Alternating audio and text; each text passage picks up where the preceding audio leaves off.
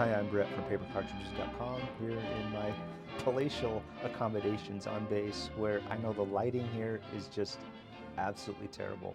But the audio is actually pretty good here. This is about the best spot now on base. So between perfect lighting to look at a fat major versus a better audio, I'm sure all of you would very much prefer to have the better audio. And I'll be here another about 2.5 months, and then I will finally be back to the shop in beautiful Gettysburg, Pennsylvania. I am definitely looking forward to that. But we do need to move pretty quickly today. We have a lot of ground to cover in this kind of a bit of a deep dive into the weapons and tactics of the Austro-Prussian War. Nothing could be more exciting than that, right? But before we start, think about, as we go through the topic today, think about what happens when we draw the wrong conclusions about things, especially when we have a limited perspective, we have a limited context to view things, or worse, there are preconceived ideas that we have that get in the way of us taking a fair and objective view. So think about the comparison that you just watched me shoot, the examples of the primary infantry weapons of the Austro-Prussian War, which also happen to be two of my favorite black powder rifles. So there's the muzzle-loading Austrian Lorenz and the breech-loading Prussian needle rifle, the Dreyse Zündnadelgewehr. And of course, this is Paper Cartridges channel, so I'm using the correct ammunition. And you may have noticed that I took the time to carefully aim each shot. But when you watch that comparison, the two rifles firing side by side, what conclusions do you draw when you watch that? Now, you obviously would have noticed that the needle rifle, I think I fired 4 rounds with the Dreyse before I even got the second shot loaded in the Lorenz. So the Dreyse definitely can shoot faster than the Lorenz, 3 to 4 times faster, especially with the trained soldier. So with this information, it is easy, and I don't blame anyone for reaching the conclusion that the Dreyse needle rifle must therefore be better than the Lorenz, 3 or 4 times better because it can fire 3 or 4 times faster. And there are a lot of people who go even further and they reach the conclusion that the Prussians won the Austro-Prussian War because the Dreyse was so much better than the Lorenz. But when you focus on one thing and you draw your conclusions from the one thing that has your attention, sometimes you will miss something that can be even more important. So what you didn't see in that comparison video, I would argue, matters even more. I would say there's probably 2 things that you didn't see there. The first thing that you didn't see was the targets. So how accurate are these rifles? And here's a spoiler alert, we'll get into this a little later, but the Dreyse is not a very accurate gun at all by the standards of 1866, so you didn't see the targets. And the other thing you didn't see was me fixing a bayonet on the Lorenz and charging at the target without firing a shot, or maybe firing 1 shot, because that is how the Austrians used the Lorenz predominantly during the battles of 1866. And this is where our preconceived understanding of the Austro-Prussian War really starts to deviate from what actually happened in 1866. So the Prussians have a gun that shoots fast, but it is old and it's not all that accurate. While the Austrians have a very accurate rifle musket. The Lorenz was an excellent rifle. And they didn't really even bother to shoot it much during the war. And this is one of the things that makes the Austro-Prussian War, to me, just so incredibly fascinating. Because tactically, at the soldier on the battlefield level, you have 2 great powers that have drawn 2 completely different conclusions about what infantry combat is going to look like, about how do we tactically win on the battlefield. And there really is some irony that the army that has the oldest and more obsolete gun is focusing on winning through the use of firepower, while the army that has the more modern and definitely more accurate rifle is focusing on winning through the use of shock tactics, bayonet tactics, like back, you could say, in the good old days of Radetzky and Prince Eugen. So the Austro-Prussian War was not an epic showdown between 2 different styles of firearms. So it wasn't a bolt-action breech loader versus a muzzle loader. Instead, we should think of the Austro-Prussian War as the epic showdown between concepts, between the tactical concepts of Feuertaktik and Stoßtaktik. And these are German words for the tactical approaches that Prussia and Austria adopted in the years leading up to the war. So in English, we usually translate these words as fire tactics and shock tactics. And also, throughout the video, I'm going to be putting up quotes from primary sources that I have very clumsily translated with my community college German, just to back up what I'm saying with period references. So if you're really interested in those, you're probably going to have to pause the video and read them, because again, I have to move really fast today if we're going to cover this in a reasonable amount of time. So let's start with the Prussian needle rifle, and I'm going to make a lot of people angry when I say this, and I can't wait to read the comments on this, but the simple fact is that by 1866, the Dreyse needle rifle is obsolete. And I know this goes against the grain of popular history. There's a caricature that it was some super technologically advanced wonder weapon, probably because it's a bolt action, and so a bolt action rifle to us seems more modern. It's definitely more modern in our eyes compared to a muzzle loader. So let's talk about the needle rifle for a minute to really understand what this thing was. Now, don't get me wrong, the Dreyse Zündnadelgewehr is one of the coolest historic black powder guns ever. They are so much fun to shoot. When I take one to the range, everyone comes over and they're staring at it and they're saying, "What is that?" It is a really cool black powder gun. But we have to keep in mind the design concept for the Dreyse needle rifle goes back to the 1820s, the 1830s. And the Prussians adopted the first infantry model in 1841, and so it's this basic model 1841 design that doesn't change essentially through the War of 1866. So that means Prussia is going to war with a 25-year-old infantry rifle, and this is in the 19th century where firearms technology is changing incredibly fast. So if you think about it, go back to 1841 when the first Prussian model is officially adopted. It fires 6 or 7 rounds a minute in 1841, and it's a rifle. So imagine that you're a Prussian soldier and you're given the secret weapon in the 1840s, and it was a state secret for a little while. And all of your enemies have smoothbore flintlock muskets.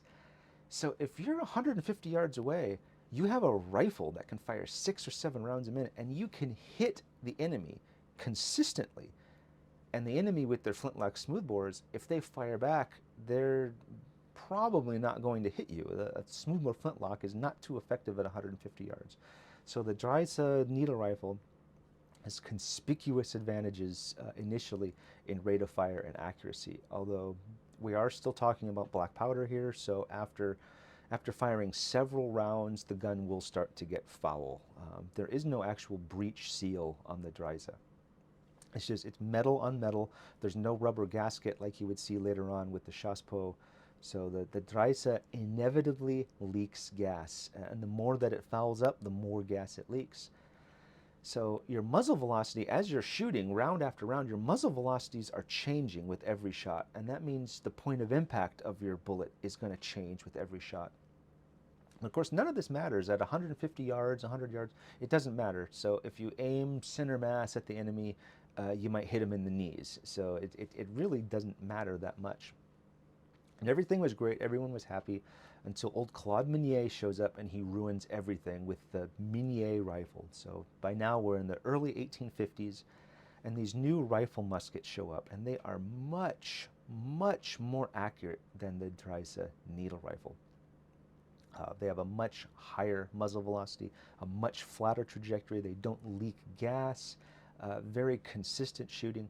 So when they show up in the 1850s, so we see them used in the Crimean War, the Indian Rebellion in 1857, the British are using these weapons at long ranges. So think 500, 600 yards, and they're doing it effectively. They're actually engaging enemies at these ranges effectively. So in the mid-1850s, the Prussians are starting to realize we have a gun that can fire twice as fast as anyone else's gun, but that advantage starts to disappear at about 150 yards because the Dreyse becomes increasingly inaccurate at longer range. So the needle rifle is starting to become a bit of a dangerous liability for us now. The tables, in essence, are starting to turn. And the Prussians, kind of desperately, they try to upgrade their ammunition. In 1855, they stick the bullet in a sabot. They're trying to increase the muzzle velocity. And it helps a little bit. But the Dreyse is still markedly inferior in accuracy to a rifle musket and very inferior in terms of range. So before we go any further, though, we need to talk about what infantry combat looked like in this period, because we live today in a totally different era. And we often tend to assume that once infantry get given firearms, suddenly that's when they start fighting battles just with firearms, just by shooting bullets back and forth at the enemy. And this has really been reinforced by books and movies and, God help us, reenactments especially. We don't tend to really question it because soldiers today still carry firearms and we defeat the enemy by shooting bullets at them. But it's important to understand that until sometime in the 1850s, the early 1860s, the goal of European battle was almost always decided by a culminating bayonet attack. So there's still lots of fire going on. The fire actually causes the overwhelming preponderance of wounds. The bayonet wounds are very rare, but two sides standing there just pasting each other with fire was not seen as decisive, especially when you have smoothbore muskets. So they are not very effective beyond 100 meters, 150 meters. But an attacking column of infantry can charge across 100 meters in about 30 seconds. So if you've got a smoothbore musket, you realistically have time to get one shot off before the enemy reaches you. Before you finish reloading your second round, the enemy is at you with bayonets. So the goal of battle is you use fire to influence and shape the battle, but it is almost never the decisive element. The weaker enemy, when you wear them down, you maneuver yourself into a position, you shape the battle with fire, then when you assault with the bayonet, the weaker enemy will break. The side with the weaker morale is going to break and run, and so you will win.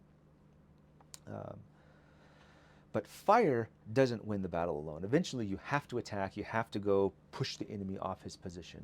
But then old Claude Meunier shows up and ruins everything again, because now infantry weapons with the rifle musket, they're effective now at much, much longer ranges. So we're talking theoretically many hundreds of yards and beyond, so that as long as the soldier gets trained, and that is the key thing here with rifle muskets, the new rifles are only effective if the soldier is trained, but it takes about 9 minutes to teach a soldier how to shoot a smoothbore musket. It takes a lot more training to master the perishable skills of rifle shooting.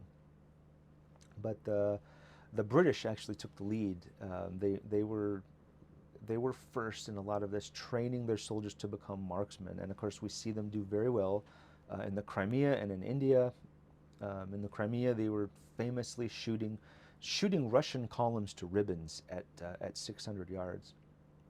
And I've heard that a nerdy army major wrote a book about this called The Destroying Angel, and it's only $10 on Amazon if you're interested. But people at this time, when the Meunier rifle shows up, they see its effect in India, in the Crimea. The question starts to be asked, is it possible now, if you can engage the enemy at such long ranges, is it possible now to fight and win only by shooting at the enemy? So there's either no bayonets in this equation, or the bayonet is only the final culminating mopping up action. We will defeat the enemy by standing here and shooting at them until they break. We don't have to actually charge at them and take the position with the bayonet. So that's the tactical concept of Feuertaktik, where we're beating the enemy by shooting bullets at them. So on the other hand, Stoßtaktik is translated into English normally as shock tactics, but it's essentially, at this point, think bayonet assault. So we're going to push the enemy out of their position with a direct attack. So in German, Stoss means more of a push with an impact.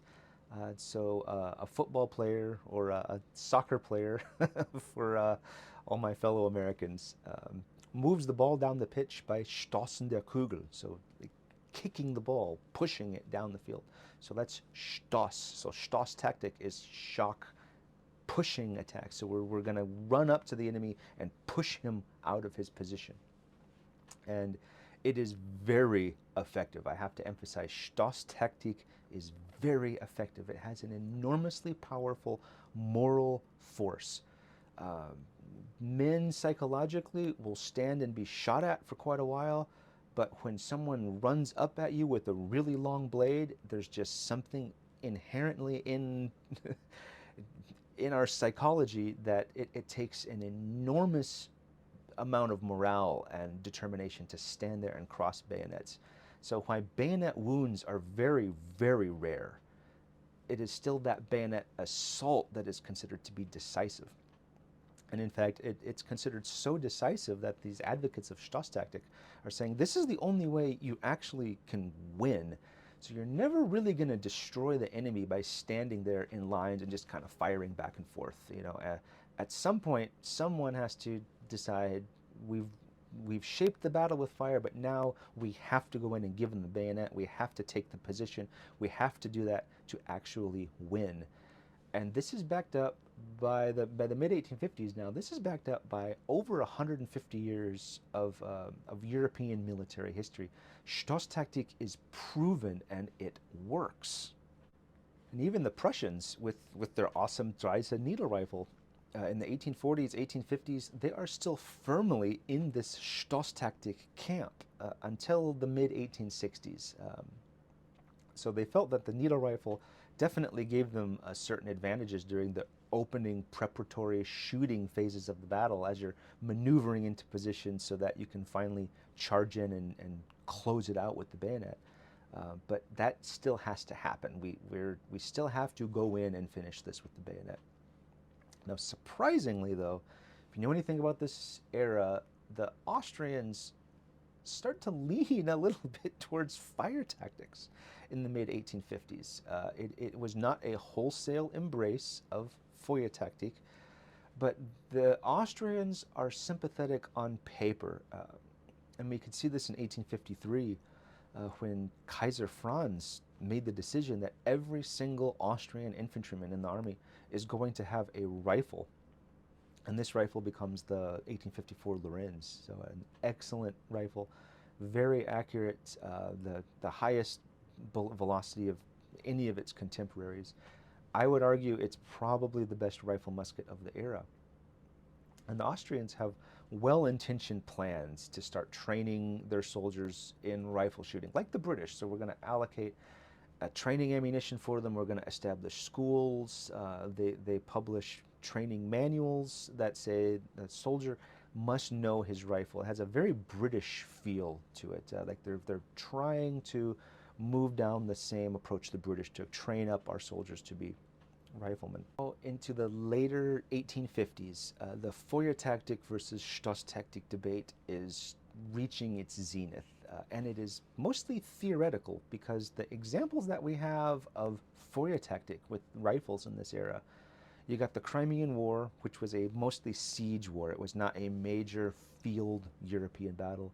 And the Indian Rebellion is seen in Europe as putting down an uprising. So they didn't think that there's not much from India that is going to compare to warfare we're going to see in Europe. So everyone is arguing, and they're thinking if only there was a convenient European war that could show us which side was going to, oh, look what's going on in Italy.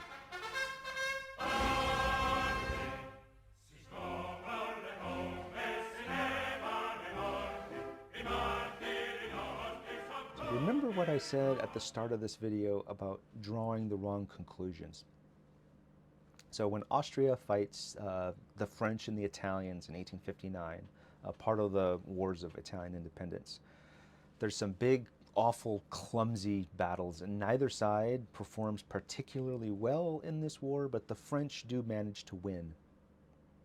And these battles, they're the first major European field battles in 45 years. And the conclusion that the Austrians reached from these battles, from the Solferino and Magenta primarily, in 1859, was that these French bayonet assaults were not stopped by the firepower of the Austrian infantry with the new Lorenz rifle. So the theory, the Feuertaktik theory, said rifle fire should stop the bayonet attacks, but here it didn't. Now, this really shouldn't have surprised anyone. It should not have surprised the Austrians, least of all because the Austrians had never actually gotten around to implementing that rifle training marksmanship program that they were toying about with in the years leading up to 1859. In fact, a lot of their reservists get sent into battle. They have never even fired a rifle before, so it's not surprising that these soldiers, given a gun they've never shot before, and wow, they're not able to use it effectively out to 600, 700, 800 yards.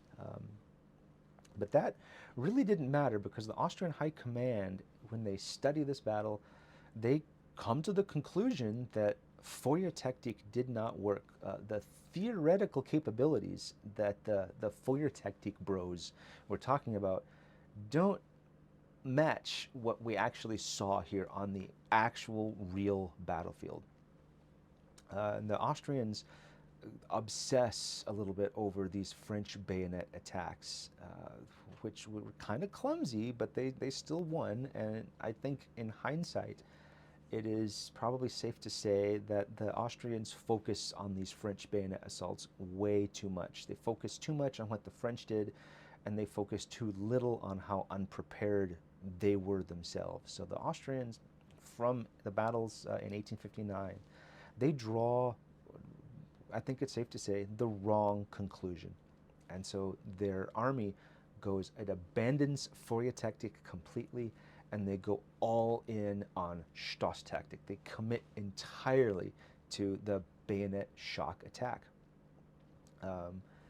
Stoßtaktik also, on the other side of the coin, it does fit the unique circumstances of the Austrian Empire at this time. So the Austrians have an enormous army on paper, so 800,000 troops on paper. But most of them aren't from the German-speaking parts of the empires. You got Hungarians, Poles, Czechs, Croatians, Romanians, Ukrainians, and a half dozen others. And the Austrian leadership, they don't really say this part out loud, but deep down they feel that shock tactics at this point are really our only option, because they didn't think they would ever be able to train a conscript army raised from all these different parts of the empire. We're not going to be able to train them to shoot effectively with this new rifle, the same way that the British were with their volunteer soldiers. So a conscript army raised from all over the empire, we're just going to have to pack them into columns and use shock tactics. And this is exactly what the new Austrian regulations in 1862 say. So just like before, the infantry fire is used to shape a battle. There is definitely a role for fire, skirmishers, Jaegers, that sort of thing. But the decisive effect, what actually is going to win the battle on the field, is the mass assault, the battalion mass assault. And the Austrians frequently use a great German word, one of my favorite German words, that describes the shock attack. It's drauflosgehen. So there is no single equivalent in English to this word, but more or less it's it's go for it, just do it, and don't think about it either. Don't think, just do. So it might be something, a timid boy on a diving board at the pool, he's standing there, he doesn't want to jump, drauflosgehen, don't think, just go for it.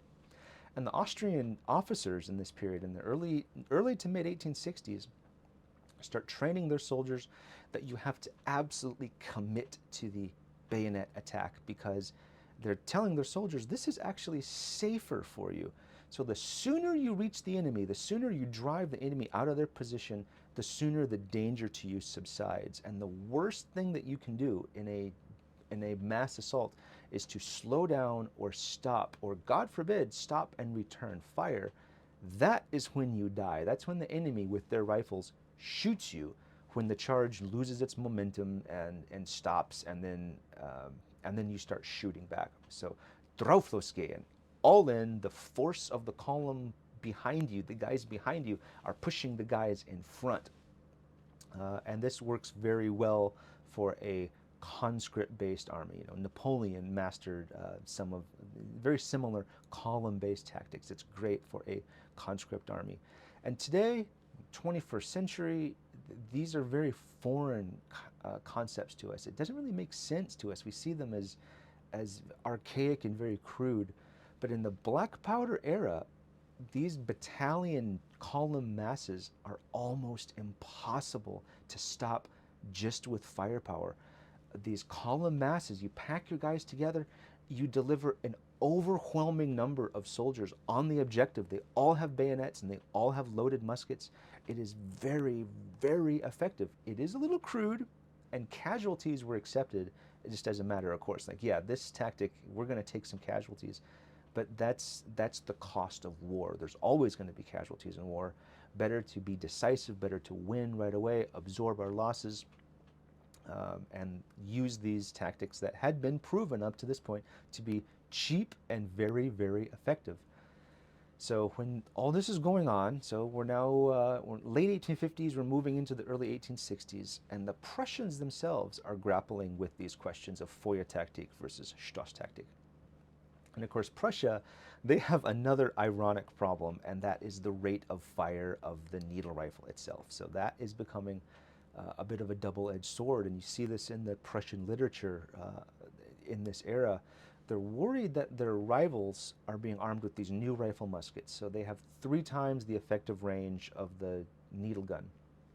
And the Prussian officers are starting to worry that if we get into a firefight at a range of 300 or 400 meters, for instance, we're at danger of the Prussian soldiers firing all of their ammunition off and not hitting anything while we're taking effective fire in return. So the fire we're taking back is not as fast as we're giving it, but it's more effective. So the Prussians realize in the early 1860s that we have a very serious tactical problem here. We only have the advantage with this needle gun when we get in close. When we get, ideally, we're inside of 200 meters. That is like the magic number. So the Prussians address this problem, and they solve it in a way that has massive, long-lasting impacts on military operations, even into today. Because the Prussians get around this problem by inventing a system and approach to command and control that we are still using today. Right now in the US Army in 2024, we are still using the system of command and control that the Prussians came up with for the Dreyse needle rifle. I'll probably cover this in more detail in another video someday, but long story short, the Prussians, in response to this tactical problem, they open up their ranks. So instead of mass battalion formations, they break it down to the platoon, to the Zug, empowering junior officers to take initiative without orders as long as they're working towards accomplishing their higher commanders' objectives. So the smaller Prussian platoons, they move quickly, they move in small columns, so they're not much of a target for the long-range rifle muskets. And then they close with the enemy very quickly, and when they get close enough where the needle rifle is going to be effective, these small little platoon columns fan out onto the line, they deploy an open order firing line, and then when they get there, when they open fire, this fire is controlled. It is not just a mad minute load and fire as fast as you can. The Prussians, through these wars, including the Austro-Prussian War and the Danish War, they still kept the smoothbore musket regulation of 1847, which controlled fire in volleys. The Prussians were very proud of their, they called it the Eiserne Feuerdisziplin, the iron fire discipline. But to account for the new capabilities of the needle rifle, the Prussians do adopt a new maneuver order in 1861. So that goes down to the Prussian commanders. And among military historians, the maneuver order of 1861 is quite famous. And it gives Prussian commanders three very simple tasks. And the first task is engage your opponent in a firefight and hold him there. So this is Feuertaktik. There is no bayonet charge here. You're getting the enemy into a firefight and you're holding him in that firefight. The second point is put him on the same level as possible. So that is to say, get close enough that the enemy's rifle musket accuracy advantage is matched or overcome by the rapid fire advantage of the needle rifle. And third, to fight deeply. So push in, get around the enemy's flanks, maneuver on the enemy, give the enemy multiple simultaneous dilemmas. So to defeat these new modern rifled muzzleloaders like the Austrian Lorenz, the Prussians say, get within 250 meters, get close enough where the needle rifle has the advantage, seize the initiative, and then layer the enemy with fire. So by this point, we're now in the mid-1860s. So Austria and Prussia have both updated their tactics and regulations by 1862. But again, this is still theory. No one really knows how these concepts are going to work on the battlefield. So once again, if only there was a convenient war where we could test these tactics. Oh, look what's going on in Denmark.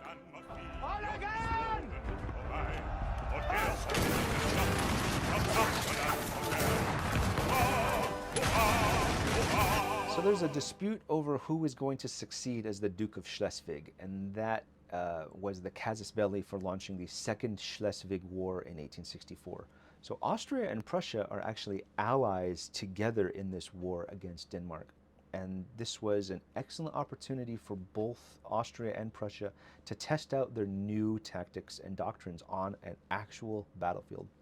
So the Austrians deploy an army corps to Denmark, and they fight a few battles. They try out their shock tactics against the Danish defenders. Now, the Danish army is not very large. They're not very well equipped. Most of their soldiers still have smoothbore muskets. They have very few modern rifles. And the Danes still inflict some seriously heavy casualties onto the attacking Austrians. For instance, at Sangelmark or at Oversee, the Austrians launch 2 assault waves against the Danes, and they get repulsed with significant casualties. And they finally only break through on their 3rd assault wave. But the Austrian high command looks at these battles, and once again, they come to the conclusion that the real battlefield experience in the Schleswig campaign proved that shock tactics work. And it is true, the Austrian attacks did succeed, but they were at high cost. The Austrians also had overwhelming numerical superiority in these battles, and these were some of the best full-time professional Austrian units. These were not mobilized conscripts like you would have in a major war.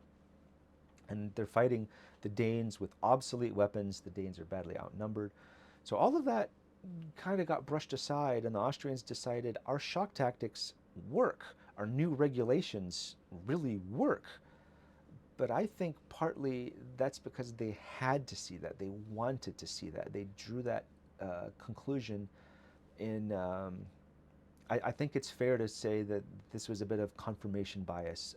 We used our shock tactics, we won, therefore this confirms our original position.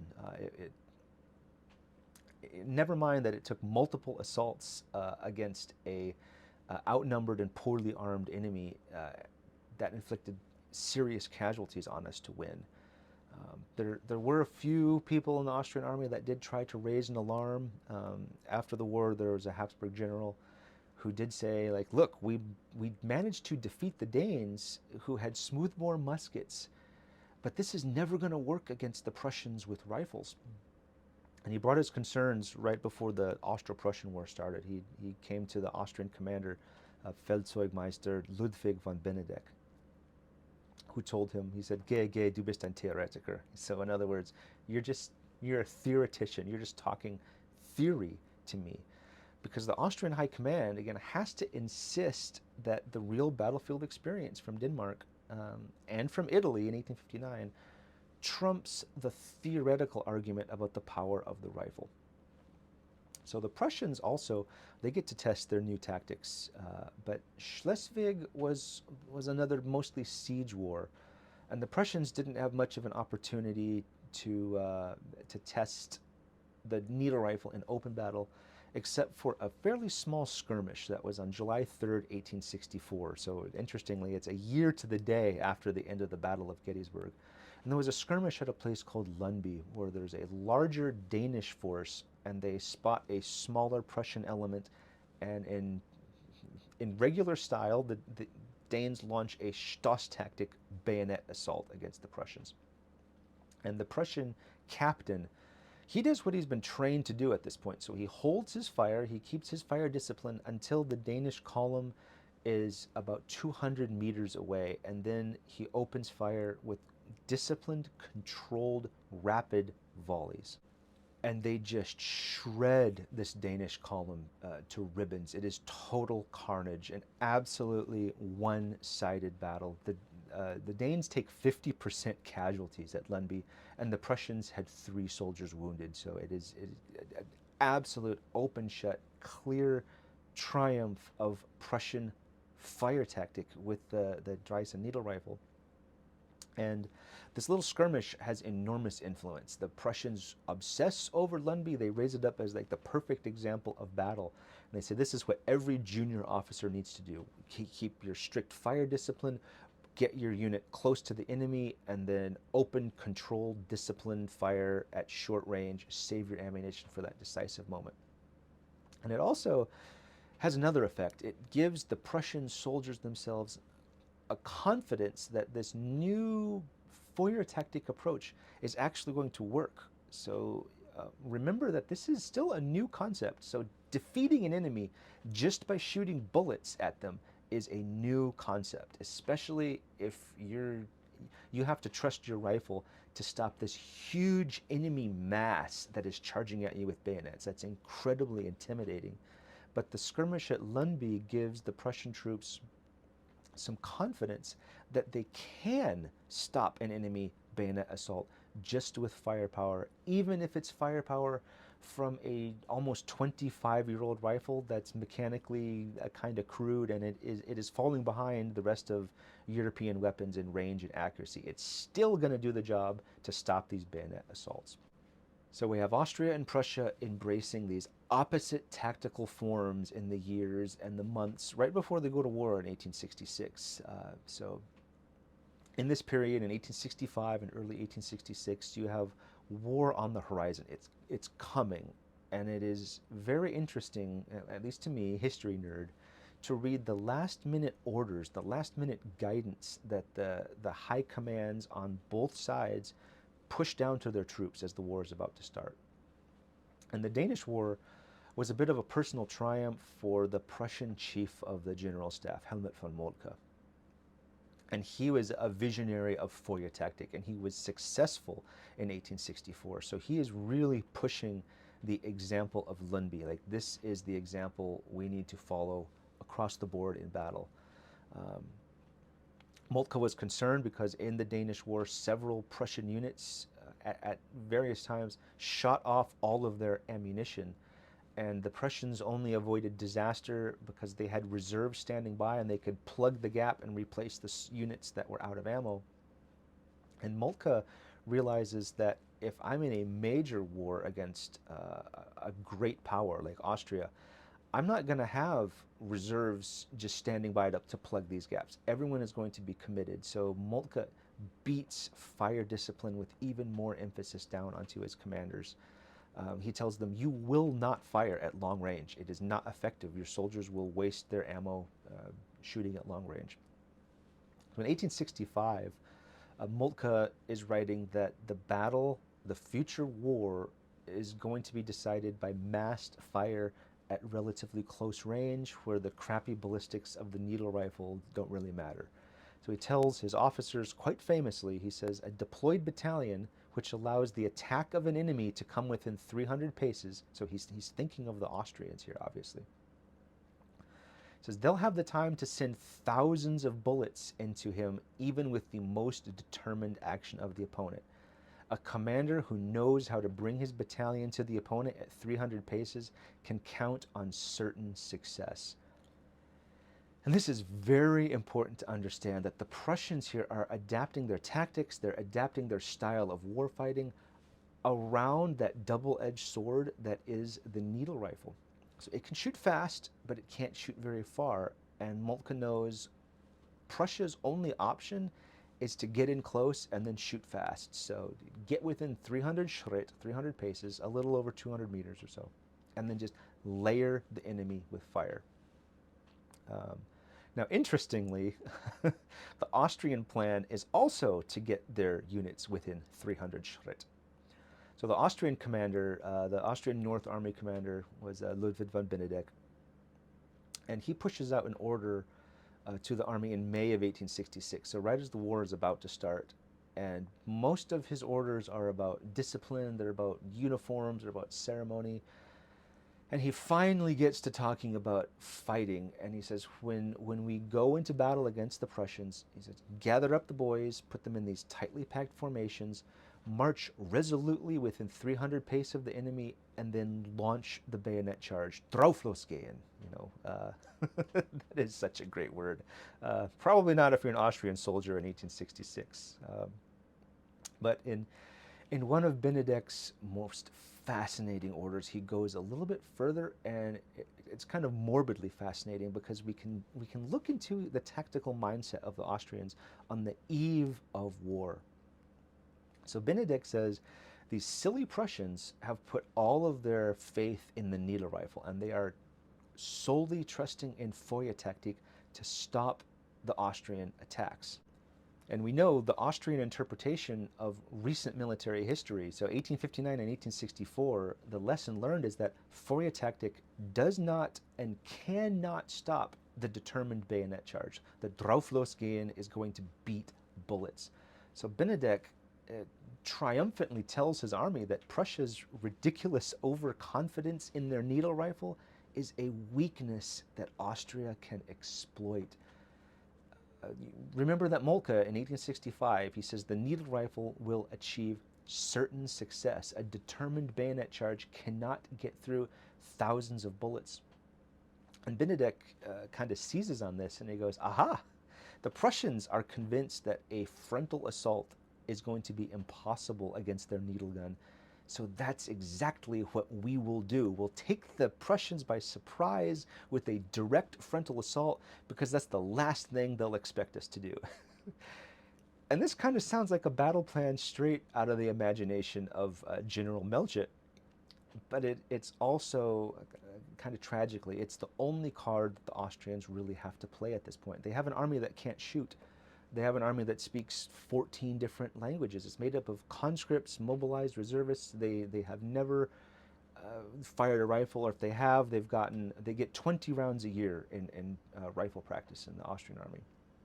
So the only thing you can do with an army like this is pack them into assault columns and charge.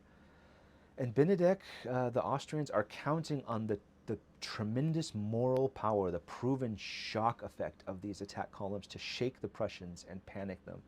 And they're counting on the Prussians, once the Prussians realize that this breech-loading gizmo of theirs isn't stopping the Austrian charge, then the Prussians are going to panic, just like the Austrians panicked in 1859 when the Lorraines didn't stop the French attacks. The Austrians also are absolutely convinced that their soldiers are more enthusiastic, that their soldiers have higher morale, they're more courageous. Benedek said the Habsburg infantry have that essential happy soldier's courage, while the Prussians they're brainy, but they're morally and physically weaker. So the Austrians were convinced, if we close the distance, we reach the Prussian position, the Prussians will break and we will certainly win. So, of course, we know the war begins. Prussia mobilizes faster. They quickly outmaneuver the Austrians in the Bohemian campaign. And there's a series of battles, small battles, but they're still incredibly bloody. And they all pretty much go the same way. The Austrians Drauflosgehen the Prussians, and the Prussians shoot them to ribbons with the needle rifle, just like they did the Danes at Lundby. And this is really something of a perfect storm because the Austrian tactics almost perfectly complement the Prussian tactics. So the Austrians are doing exactly what the Prussians needed them to do.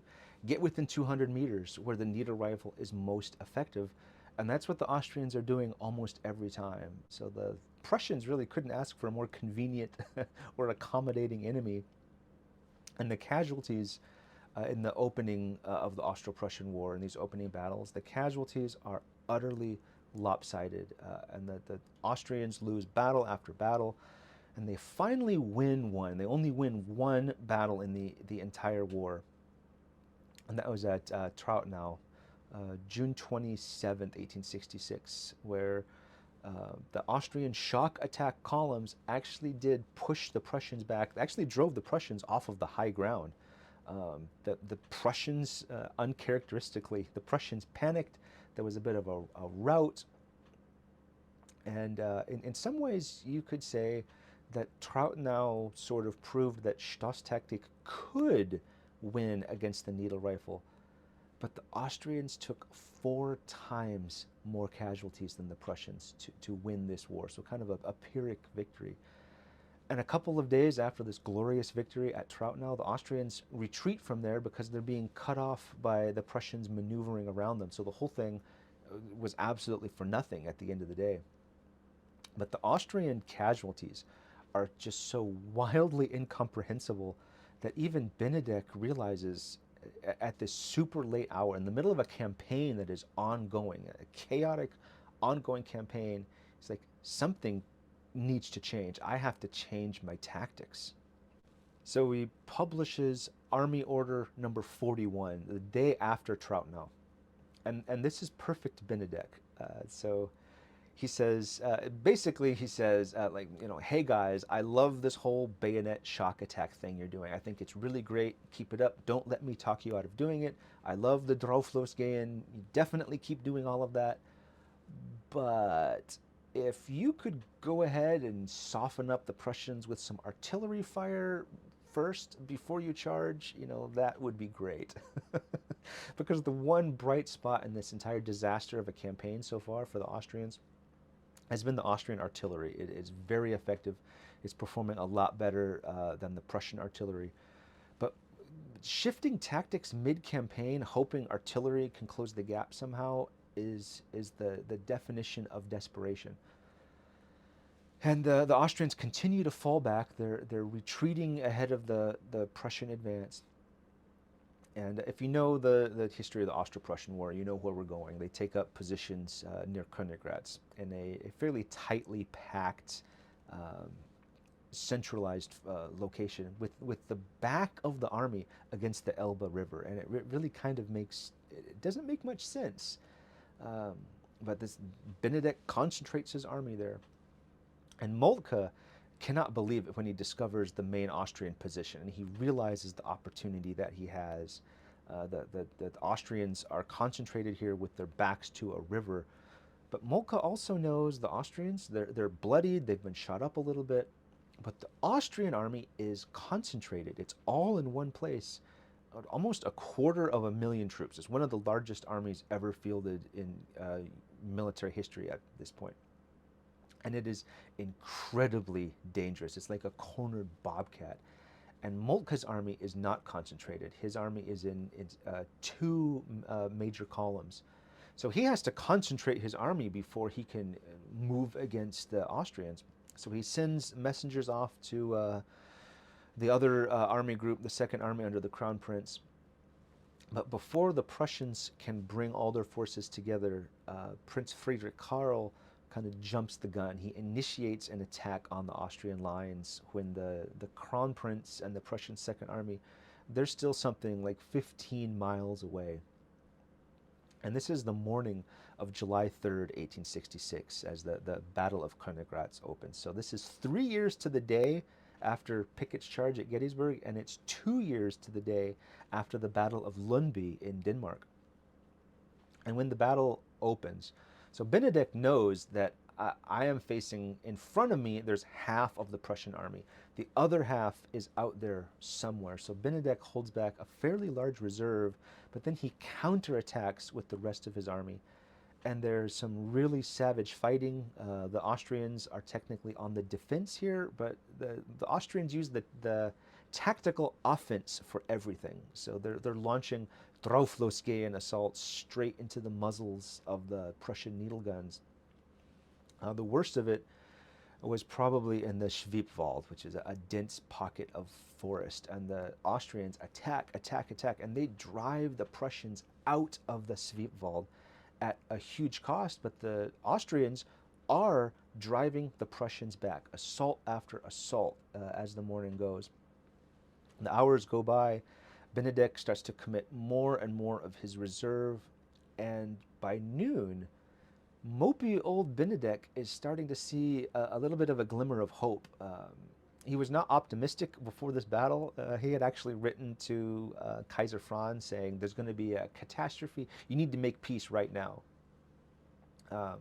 But here, around noon on July 3rd, 1866, he's starting to think, I might actually be winning. I might be able to destroy half of the Prussian army here in front of me and then swing around on my interior lines, and when the other half of the army shows up, I hit that, I can take them out piecemeal, and we can win the war.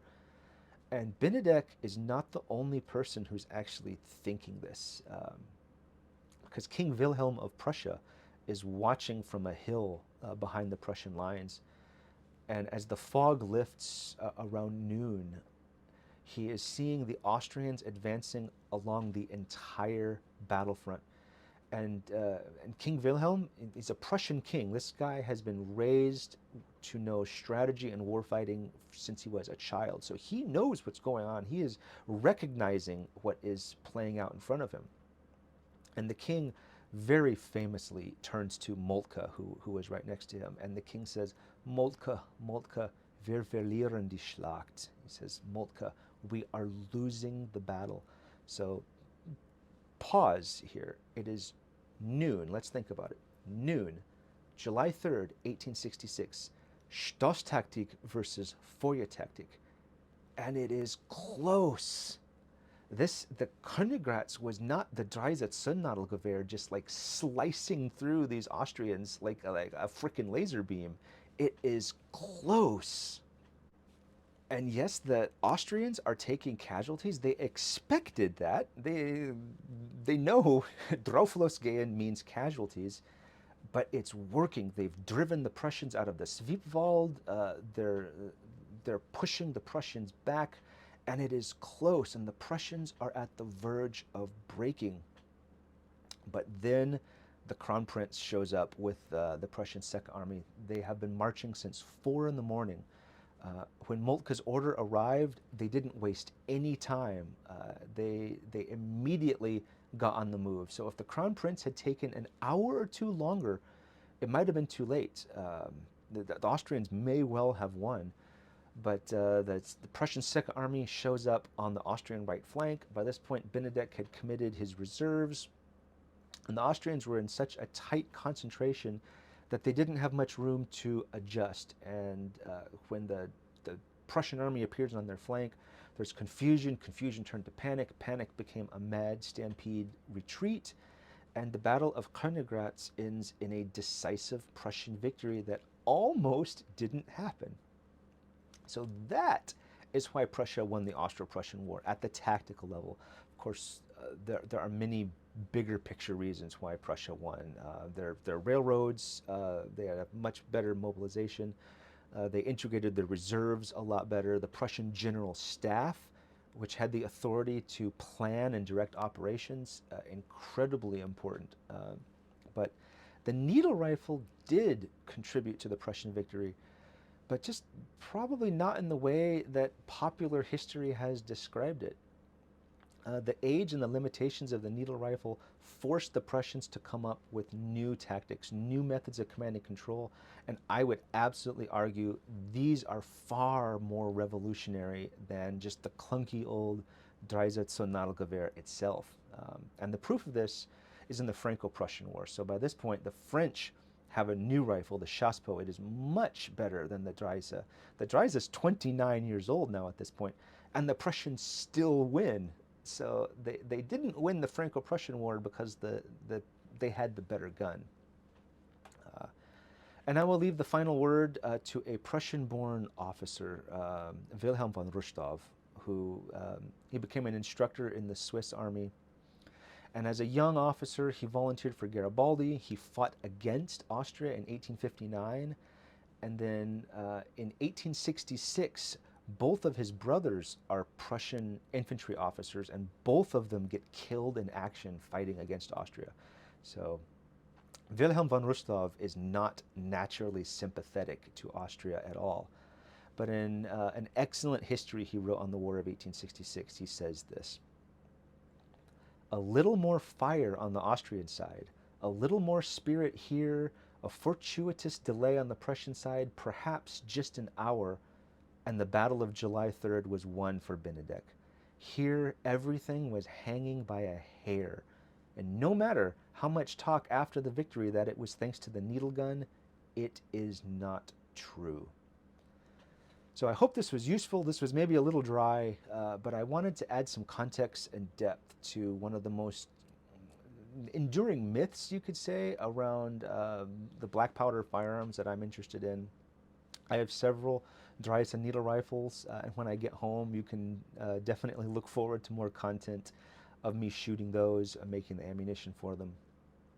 But while the Dreyse truly it's a revolutionary and groundbreaking weapon, like every other weapon, it got old, it became obsolete, and we should understand the Dreyse Zündnadelgewehr wie es eigentlich gewesen, so as it actually was, and not as this technologically advanced super weapon that we sometimes like to imagine that it was. But this video has definitely gone long enough. I am Brett from papercartridges.com. Thanks for watching, and I will see you next time.